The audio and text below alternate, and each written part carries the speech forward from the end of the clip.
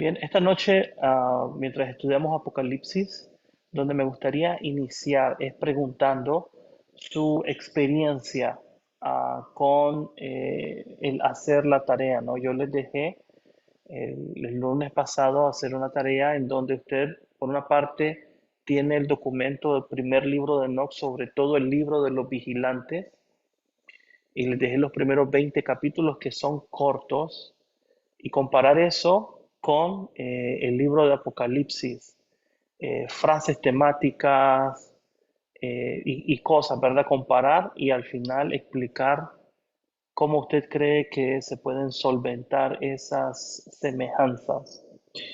Hicieron muy buenos trabajos, ¿verdad? Por ejemplo, uno de los que me gustó mucho, bastante preciso, específico, bien detallado, es de Oneida, que no la miro conectada. Pero los demás estudiantes que están acá esta noche, me gustaría conocer su experiencia. ¿Qué fue lo más fácil para usted al hacer esta tarea? Empecemos por ahí. Cualquiera de los estudiantes puede abrir su micrófono. Ulises. Buenas noches, hermano, bendiciones. En mi experiencia, hermano, lo más fácil fue leer el libro, lo más fácil, fue lo más, que se me facilitó. Pero algo que noté realmente, hermano, y que me captó la atención es ver cómo el primer libro de Enoch tiene el mismo tipo de literatura que Apocalipsis. Tiene una literatura apocalíptica debido a las cosas que se mencionan en el contenido del libro. Y es algo que pude notar durante lo leí. Muy bien y excelente, Ulises. Muy buena observación. ¿Cómo, Ulises, tú explicas esa semejanza entre una obra y la otra? Bueno, primero, hermano, por ejemplo, yo pienso porque en el libro de Enoch se mencionan cosas como que van a acontecer o que pasan, o que incluso, por ejemplo, que habla Juan igualmente de un dragón que es desterrado, igualmente habla en el libro de Enoch que es desterrado igualmente, un ser desde el cielo. Y otra Ok, cosa también, muy bien. Pero cuando tú miras todos estos detalles y tú lo hiciste en tu trabajo, acá lo tengo muy bueno. Mi pregunta es, eh, ¿cómo explicas tú por qué se parecen Apocalipsis y Primero de Enoch? yo diría, hermano, por el tipo de literatura. Por el tipo de literatura, ¿ok? Por el tipo de literatura. Muy bien, Ulises, muchas gracias. Otro estudiante que nos quiera compartir su experiencia.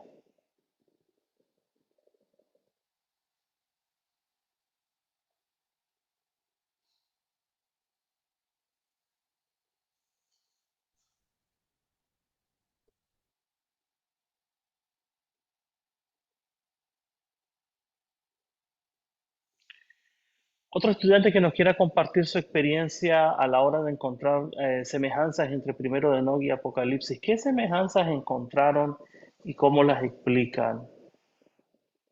A ver, Byron.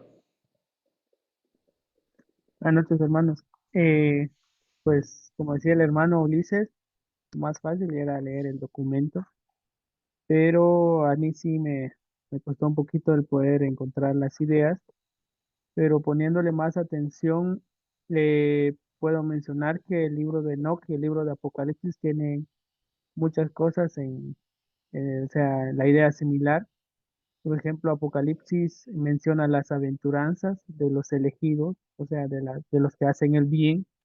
Y si nos damos cuenta, el primer capítulo y los primeros en sí versículos del libro de Enoch habla de lo mismo, de la recompensa, o sea, de los que van a recibir los elegidos, su recompensa por hacer el bien. Perfecto, ¿verdad? Ese es un muy buen punto. Gracias, Byron. ¿Y cómo explica Byron esa semejanza? Tú lo mencionaste, ¿no? Comparten literatura. Cuando ustedes dicen comparten literatura, ¿a qué se refieren? Me gustaría aclarar a qué se refieren con que comparten literatura. Vamos a ver, hermano Raúl. Hermano, yo no encontré que comparten literatura. Me Ok, parece que son diferentes. Es diferente, es igual el simbolismo. es igual el tema general, ¿verdad? El castigo para los que se portan mal, la esperanza para los que se portan bien, con fe, ¿verdad? Sobre todo. Eh, en principio, viven tiempos totalmente diferentes, ¿verdad? Uno están antes del diluvio, ¿verdad? En el otro, en el Apocalipsis de Juan, son eh, el Cristo contra el anticristo, ¿verdad? Si bien el mensaje de fondo, fíjense bien, de fondo, así lo interpreté yo, ¿verdad? Es ese premio y castigo, ¿verdad? Eh, hombre, las situaciones que se abordan son diferentes. Es simbólico, sí es simbólico. Se usan personajes celestiales para guiar al iluminado, sí, en eso es igual, ¿verdad? Pero el tema de castigo es diferente. No sé si me logro explicar, pero no encontré mucha similitud más que en lo general, como habíamos definido al inicio, ¿verdad? La literatura apocalíptica que es simbólica, que usa un personaje celestial, etcétera. Muy bien, hermano. Y usted en su trabajo, ¿verdad? Menciona, por ejemplo, a la victoria del bien sobre el mal, la justicia divina. Hay textos iguales o muy parecidos como Enoc 4, con Apocalipsis 17:14, o Enoc 9:5 con Apocalipsis 4:11. Entonces sí, hay generalidades que se comparten y hay textos que son muy similares, ¿verdad? Lástima que no está aquí Oneida, ¿verdad? Pero Oneida tiene, es uno de los trabajos más puntuales, ¿verdad? Am, por ejemplo, se identifica a los autores de ambas obras con personajes que tienen una reputación de cercanía con Dios. Enoch, por ejemplo, con Juan el Vidente. Mencionan el destino de los elegidos, Enoc vio árboles, la naturaleza, se cubren de verdor la hoja, la similitud de ambos libros, mencionan nombres de ángeles, ¿ok? Apocalipsis menciona nombres de ángeles, menciona 7 ángeles, Enoc menciona nombres de ángeles, menciona 7 ángeles, menciona las estrellas del cielo, um, menciona, por ejemplo, ¿se acuerdan? La semana pasada hablamos de las almas de los mártires debajo del altar de Dios clamando. Eso, si usted leyó Enoch, ¿verdad? También aparece exactamente igual en el libro de Enoch. Miguel, el arcángel Miguel es mencionado en ambas obras. El abismo es mencionado en Enoch 21, el libro de los vigilantes, verso 7. El abismo tiene las mismas características que en Apocalipsis que ve Juan. Ah, los dos ven bestias, ¿no? Eh, y en Enoch hay lugares que solamente se le muestran a él inaccesibles a los demás seres humanos, lo mismo que a Juan en Apocalipsis. Entonces, sí hay puntos de contacto, ¿verdad? Porque como ustedes han mencionado, ese es el propósito de la tarea, ¿verdad? Que ustedes puedan ejercitar su ojo en apreciar que el libro de Apocalipsis que tenemos en el Nuevo Testamento no es producto aislado, no es, por así decirlo, único en la antigüedad, sino que hay una vasta cantidad de literatura judía cristiana entre el 200 antes de Cristo, el 200 después de Cristo, y el primer libro de Enoch es un ejemplo de ellos, que es un ejemplo anterior a Apocalipsis. ¿Ok? Recuerde que primero de Enoch es un libro que ah, cronológica, históricamente, pues es anterior al libro de Apocalipsis. Sin embargo, comparten eh, ideas apocalípticas, visiones, filosofía, ¿verdad? Pero me gusta lo que dijo el hermano Raúl. Yo creo que la principal diferencia entre ambas obras es el carácter cristocéntrico, la teología cristiana del Apocalipsis obviamente viene centrado en la persona y figura de Cristo como el principal agente de Dios. Y eso es algo muy importante de notar, ¿ok? Yo sé que ustedes han leído el primer libro de Enoch. Yo lo voy a compartir acá en mi pantalla. Déjenme compartir mi pantalla. Ok.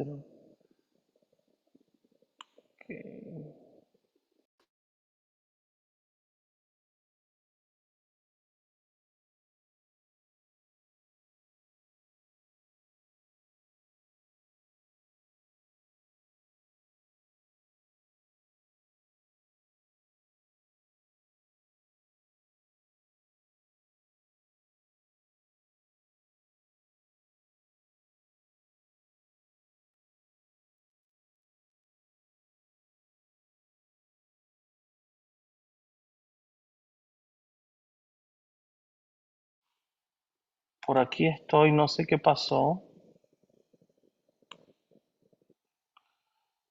pero me da problemas mi video. ¿Pero me pueden escuchar, hermanos? A ver si Byron, al que es Sí, el que Sí, tengo lo más cerca. escuchamos, Gracias, lo gracias. escuchamos. Perfecto. Ok, cuando usted se va, por ejemplo, ya va a regresar mi video, ¿verdad? Pero en lo que mi video regresa, de repente porque tengo la aplicación de Zoom en mi laptop, está congelada, ¿verdad? No me responde. Pero mientras me escuche, está bien. Me gustaría que alguno de ustedes, le voy a pedir aquí el que tengo cerca, ¿no? Es Byron. Byron, ¿quieres leer Judas, Judas verso 9 del Nuevo Testamento? Si te lees Judas y si te lee el verso 9 de Judas. Y le voy a pedir, por acá tengo a Ulises. Ulises, si te busca Segunda de Pedro, será el capítulo 3.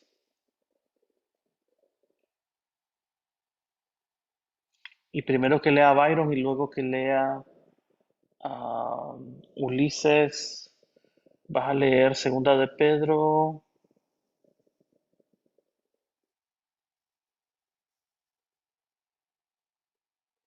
A ver.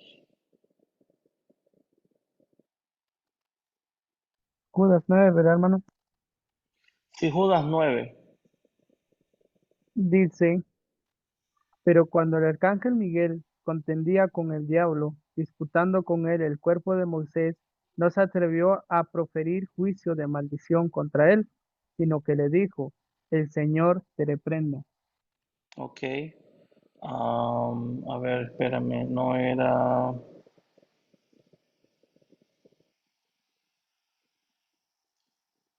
Ok.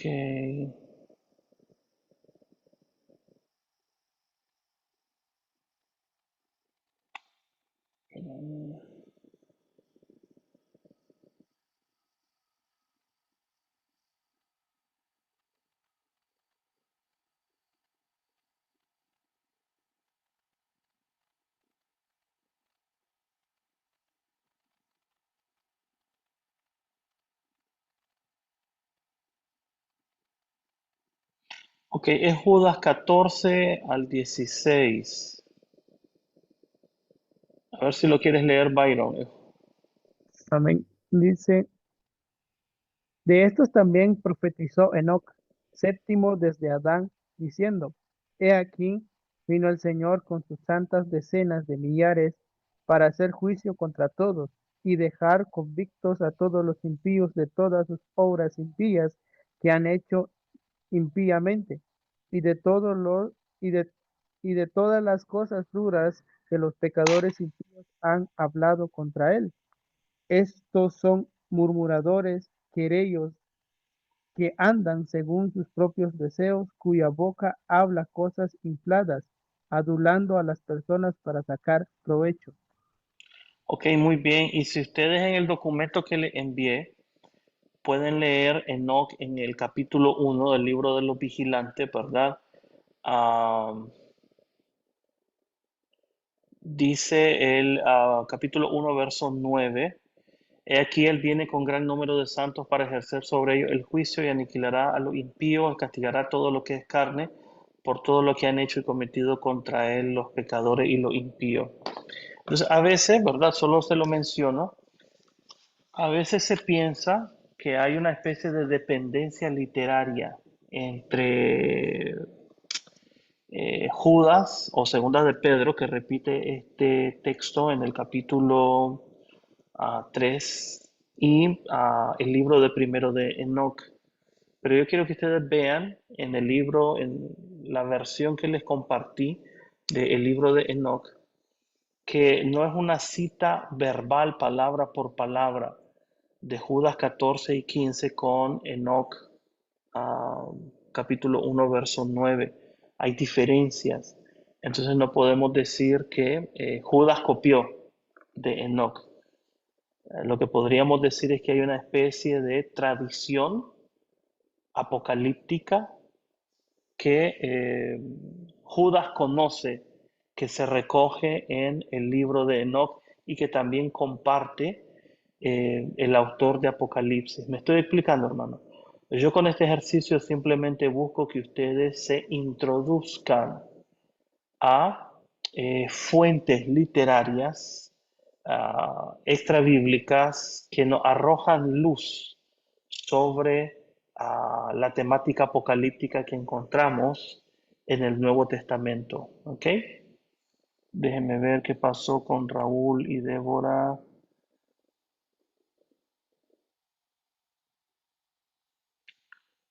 Ahí está, hermano Raúl. Ok, hermanos, ¿tienen alguna pregunta hasta este punto? Hermano Raúl, estábamos hablando sobre Judas 14, 15, ¿verdad? Y algunos dicen que Judas cita o copia de primero de Enoch, pero ya aclaramos que no necesariamente es así, ¿verdad? Ok, hermanos, ¿alguna pregunta sobre eso para movernos a eh, las trompetas hoy, ¿verdad? No vamos a ver todas las trompetas, obviamente, pero vamos a entrar a la sección de las trompetas en Apocalipsis capítulo 8. Hermano Raúl, dígame. Profesor, yo tenía dos inquietudes. Una, el libro me fue difícil, yo lo que hago es fotocopiarlo, ¿verdad? Y se me hizo difícil compaginarlo. Y encontré otros libros ahí que usted recomienda que se puedan, son seguros de leer, son creíbles. Hay una literatura al final de lo que usted pasó, hay varios libros. Eso una pregunta. La otra es que eh, en cuanto a algo que se me quedó cuando usted hizo la primera pregunta es que Enoch es antiguo, ¿verdad? Pero se dice que se escribió 100 años antes que, que el Apocalipsis. Mientras que el Apocalipsis es escrito como a pie de, ¿verdad? O sea, es reciente, ¿verdad? Y muchos de los profetas, de los estudiosos, incluso los apóstoles, eh, los que siguieron a Cristo Jesús, estaban influenciados por el libro de Enoch. El libro de Enoch era un libro muy leído, entiendo yo, en el primer siglo al menos, ¿verdad? O en ese tiempo, el segundo siglo, no sé, en ese periodo. Entonces había mucha influencia, ¿verdad? Juan probablemente tuvo mucha influencia del libro de Enoch, ¿verdad? Eh, y alguna gente en este que citó ahorita usted, Judas, También lo citan porque quizás era parte de lo que tenían que estudiar los judíos, ¿verdad? Para entender. eh, Posterior se da, qué sé yo, en el tercer o cuarto siglo, se da que deciden que Enoc no va a ser parte del testimonio bíblico. Pero pienso que en ese momento la gente lo consideraba como parte de la Sagrada Escritura. Esa era mi. Cuál gente lo consideraba parte de las Me Sagradas refiero Escrituras? a los apóstoles, la gente que siguió a Jesús posteriormente, incluso los fariseos. Se decía que los fariseos aprendían los 5 primeros libros de memoria a los 12 años. ¿Verdad? Y entonces probablemente leían mucho de la literatura que estaba a su alcance. Si bien es cierto, no había imprentas, no había, entiendo eso, ¿verdad? No había como andate a la esquina y comprar el libro de Noé, no es así, ¿verdad? Pero sí eran cosas que el que sabía leer las buscaba y las podía encontrar. Ok, muy bien, hermano, gracias, ¿verdad? Usted menciona varias cosas interesantes, hermano. En primer lugar, nosotros no podemos aseverar porque no tenemos esa evidencia en el Nuevo Testamento de la influencia que tuvo primero de Enoch sobre los apóstoles. Por ejemplo, no tenemos ninguna cita de él en ninguna parte del Nuevo Testamento. Lo que sí hay, hermano, ¿verdad? Es compartir terminología, ideas en común, ¿verdad?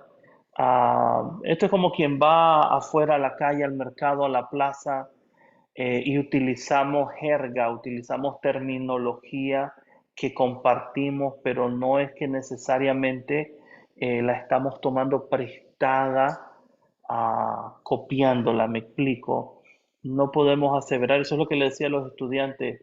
Creo que a usted se le cayó la conexión un momento, ¿verdad? Que salió de la sala, pero les explicaba a los hermanos que cuando usted lee primero de Enoc 1:9 con la cita de Judas 14:15 puede ver que no son palabra por palabra, o sea, no hay una dependencia literaria. Quizás lo que hay son ecos de una tradición apocalíptica. Por ejemplo, no creo que los fariseos, hermanos, los fariseos no leen primero de Enoc, ellos no son apocalípticos. Recuerda, hermano, que los apocalípticos son grupos de personas que podríamos decir soñadores, ¿no es cierto?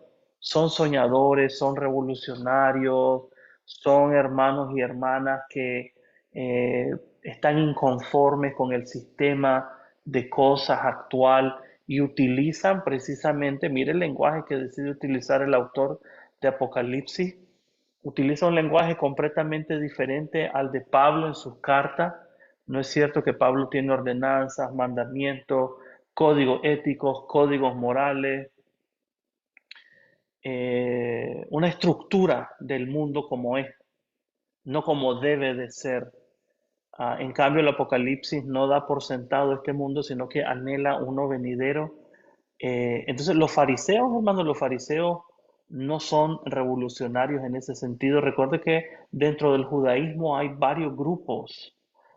Están los esenios, están los celotes, los herodianos, los terapeutas, están los fariseos, los saduceos, y cada uno de ellos tiene partes de la escritura que considera más importantes que la otra, como por ejemplo para los fariseos lo que es ah, vinculante es la ley de Moisés, los primeros 5 libros, Génesis, Éxodo, Levítico, Números, Deuteronomio, los profetas, ¿ok? Y los salmos interpretados a través de la tradición de los ancianos o la tradición oral. Para los saduceos, ¿verdad? Los salmos, Esther, Ruth, esos libros no son nada excepto el Pentateuco, los 5 primeros. Entonces, no, los fariseos no tienen primer libro de Enoch. Sí circula en otras comunidades. Se hallaron copias de él en las cuevas de Qumran, los rollos del Mar Muerto, pero esa comunidad no era farisea, eran esenios.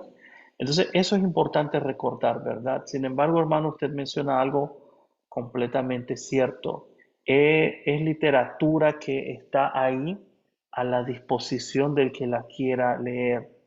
Entonces, lo que yo quiero dejar establecido es de que el Apocalipsis, el autor, para formar y formular su mensaje a la iglesia en Asia Menor, va a utilizar este lenguaje, este mundo de ideas para describir, para motivar, alentar a los creyentes en medio de esta persecución que ellos están padeciendo. Entonces, dicho eso, entremos en materia y vamos a Apocalipsis capítulo 8 y vamos a ver las trompetas. ¿Se acuerda que hablamos de la semana pasada los sellos? ¿Ok? Hoy vamos a hablar de las trompetas y vamos a ir, aquí se lo voy a compartir en mi pantalla, Apocalipsis capítulo 8 y vamos a leer versículos 6 al 12, ¿ok? Y recuerde, al igual que los sellos, las trompetas vienen en dos series, una de 4 y otra de 3, ¿ok? Una serie de 4 trompetas primero, como 4 sellos, y después otra serie de 3 sellos, 3 trompetas. Recuerde que el séptimo sello es la apertura de las 7 trompetas, ¿ok? Entonces leamos Apocalipsis 8, versos 6 al 12, dice la palabra de Dios. Entonces los 7 ángeles con las 7 trompetas se prepararon para hacerlas sonar. El primer ángel tocó su trompeta y granizo y fuego mezclados con sangre fueron lanzados sobre la tierra. Se incendió la tercera parte de la tierra y se quemó la tercera parte de los árboles y toda la hierba verde. Verso 8. Entonces el segundo ángel tocó su trompeta y una gran montaña de fuego fue lanzada al mar. La tercera parte de las aguas del mar se convirtió en sangre. Murió la tercera parte de todos los seres que viven en el mar y fue destruida la tercera parte de todos los barcos. Verso 10. Entonces el tercer ángel tocó su trompeta y una gran estrella cayó del cielo ardiendo como una antorcha. Cayó sobre una tercera parte de los ríos y sobre los manantiales de agua. El nombre de la estrella era Amargura. Hizo que la tercera parte de las aguas se volviera amarga y mucha gente murió por beber de esa agua amarga. Verso 12. Entonces el cuarto ángel tocó su trompeta y se dañó la tercera parte del sol, la tercera parte de la luna, la tercera parte de la estrella y se oscurecieron. Así que la tercera parte del día quedó sin luz y también la tercera parte de la noche. Entonces mire lo que afectan, a dónde impactan las trompetas. ¿Ok? La primera trompeta dice sobre la tierra y quemó la tercera parte de los árboles y toda la hierba verde. La segunda, las aguas del mar se convierten en sangre. La tercera, ¿verdad? Ah, río y manantiales de agua se volvió amarga y mucha gente murió por beber de esa agua amarga. Y número 12, el cuarto ángel tocó y se dañó la tercera parte del sol, de la luna, de la estrella y se oscurecieron. Ok. Así usted que es ducho en cosas de la Biblia, ¿a qué historia le recuerda eso? ¿Qué historia del Antiguo Testamento le recuerda a eso?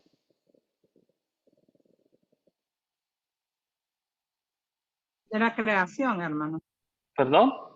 Hermana Reina, diga, repita. De la creación.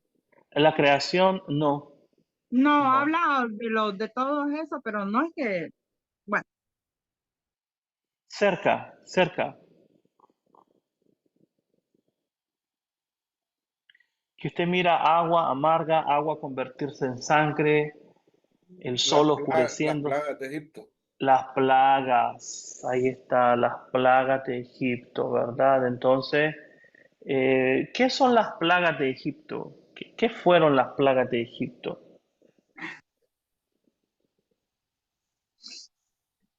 castigo por no dejar ir al pueblo. ¿Ok? Castigo de Dios para libertar a su pueblo. Impactaron, dañaron las plagas de Egipto al pueblo de Dios. o solo a los israelitas, a los A los egipcios? egipcios. A los egipcios, muy bien. Incluso, ¿verdad? Cuando caía sobre el ganado de los egipcios y el ganado de los israelitas estaba sano. Murieron los primogénitos de los egipcios, pero no los primogénitos de los israelitas. Entonces, ahí está otra vez, ¿verdad?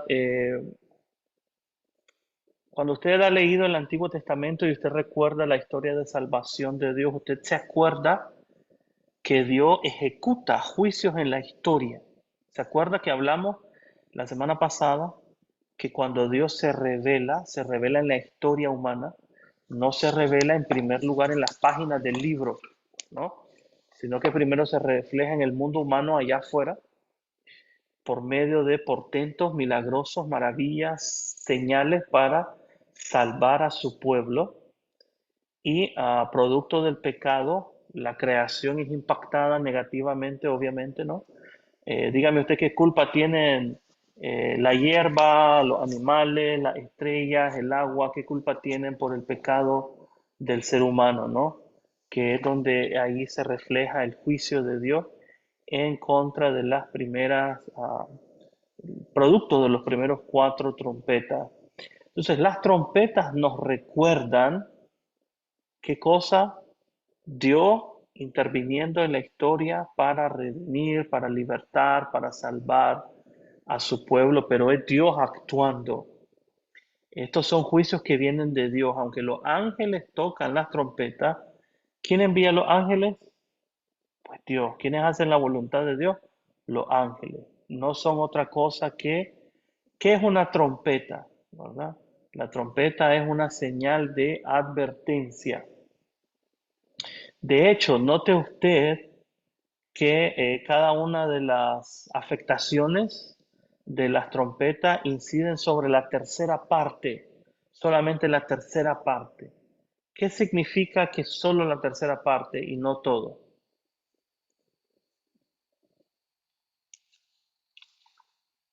¿Por qué solo la tercera parte?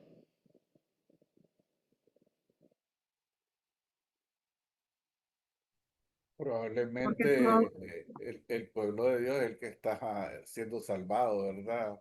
Es el que no está siendo afectado. Utilizamos el término remanente, hay un remanente ahí. ¿Verdad? Hay un remanente, podría ser, ¿verdad? Eh, me gusta esa idea, ¿verdad? Hermana Reina, ¿usted iba a decir algo también? sí, o sea que todavía no es el juicio total, solo es en parte. Muy bien, ahí está, ¿verdad? Gracias, hermana. Es un juicio parcial. Aquí no, las trompetas no son el juicio final, ¿verdad? Porque, ¿cuál es el propósito de la trompeta?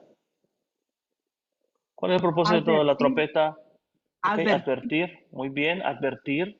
Gracias, hermana. El propósito de la trompeta es advertir. El propósito de los juicios de Dios es, podríamos decir, doble, ¿no? Por una parte, no es solo castigar a los que se oponen a sus planes, pero es castigarlos para darle salvación a su pueblo, y eso obviamente tiene que servir de advertencia para los demás que miran estas cosas, ¿no es cierto? Entonces, esas cuatro trompetas se dirigen no a la iglesia, no se dirigen a los creyentes, ni siquiera se dirigen a los inconversos, no se dirigen a la naturaleza. Si usted se fija, se dirigen hacia la naturaleza casi similar a los primeros cuatro sellos. ¿Se acuerda de los primeros cuatro sellos? ¿Cuáles eran los primeros cuatro sellos? A ver, Byron, Ulises o algún hermano que no se llame Reina o Raúl. ¿Cuáles eran los primeros cuatro sellos?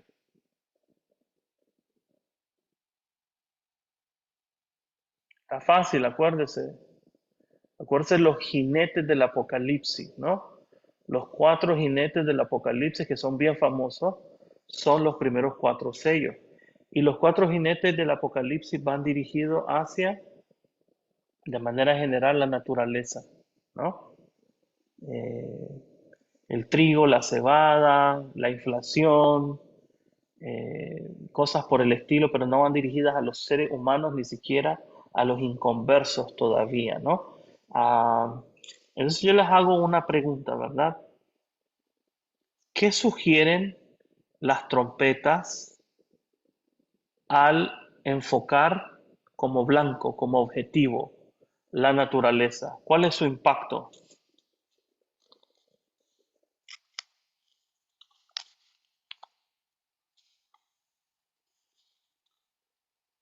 Hermano, pienso que es tocar todo lo que le sirve al ser humano o incluso a nosotros, porque por ejemplo ahí toca lo que es el agua, toda la naturaleza, todo lo que sirve para sobrevivir al ser humano. O sea, Ok, como que está tocando mm, muy bien, hermana, ¿verdad?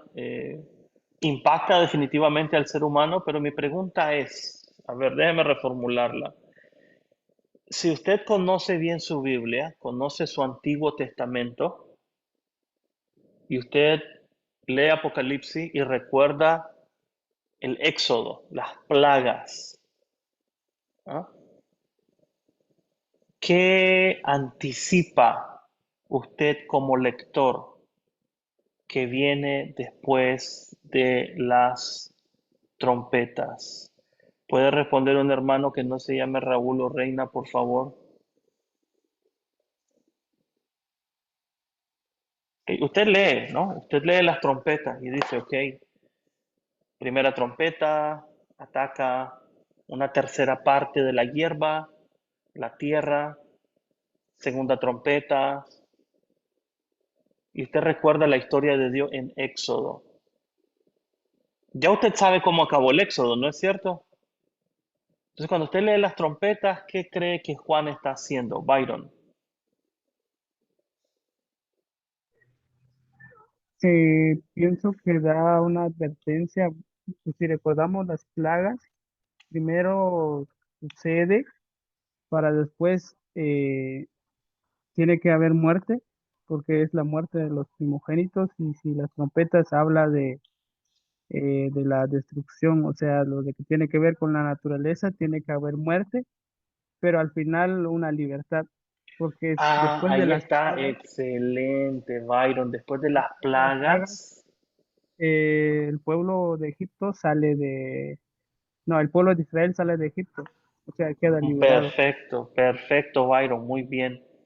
Entonces, si yo soy un cristiano en Asia Menor, que conoce la historia, conoce el Éxodo, conoce lo que ha pasado, lo que Juan me está diciendo es, hermano, aguanta, porque ya tu liberación, tu redención está cerca. Dios está decretando su juicio, juzgando al mundo impío, y tu liberación viene pronto, tu vindicación viene pronto. Así como el mundo antiguo, en este caso Egipto, padeció las plagas y ocurrió la liberación del pueblo de Dios, igual ahora Dios actúa, es el mismo Dios, el mismo Señor. Él conduce su historia por donde sus juicios le placen. Ya viene tu liberación, hermano. Ya viene, y estas trompetas están anunciando el castigo. Es mala noticia para los que oprimen al pueblo de Dios, ¿no?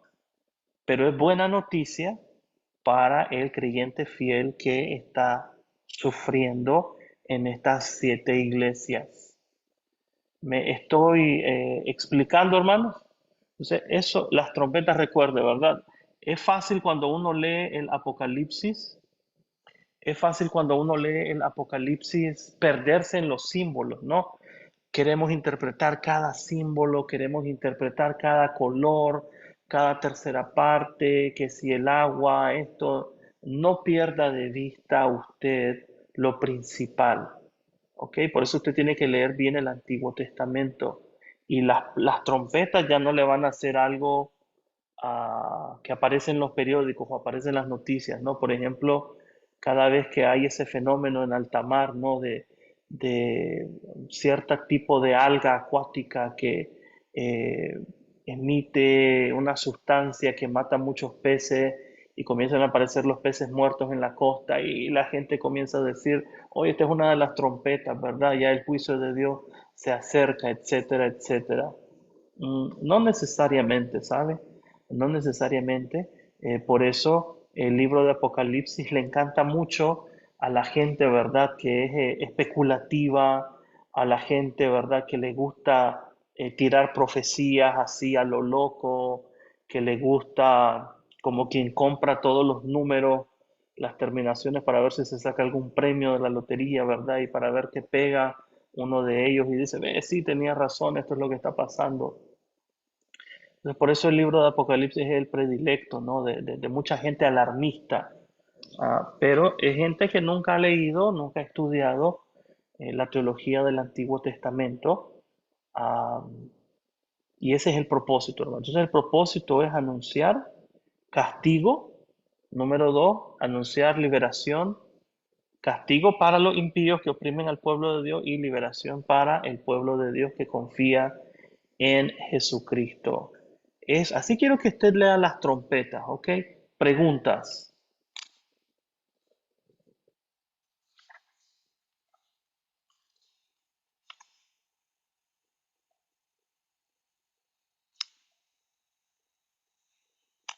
¿Quién tiene alguna pregunta al respecto de lo que hemos estado conversando?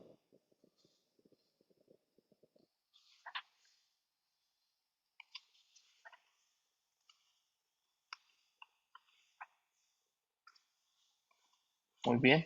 Así me gusta, ya listo, ¿verdad? Para interpretar de una manera un poco más precisa el libro de Apocalipsis. Bien, hermanos, si no hay más comentarios, ¿verdad? Vamos a concluir por esta noche una sesión más corta. Les debo algunos minutos que me quedé con ustedes la clase pasada. Si no tienen más preguntas, ¿verdad? Yo les voy a dejar la tarea para la próxima semana. Vamos a cubrir la sección del centro de Apocalipsis, los dos testigos, las dos bestias, el número de la bestia, y vamos a llegar hacia las copas de la ira. Recuerde que nuestro curso va todavía a continuar. Estamos el lunes 2, todavía tenemos lunes 9, el próximo con el favor de Dios 16 y el 23, si no me equivoco, sería nuestro último día de sesión en Zoom. Hoy hicieron falta Jorge y Oneida. Gracias a los hermanos que están de oyentes, que se conectan de otras partes, ¿verdad? Para acompañarnos. Hermanos, si no hay nada más, a la 1, a las 2, a las 3. Dios les bendiga, hermanos. Cuídense mucho. Saludos a todos. Bendiciones.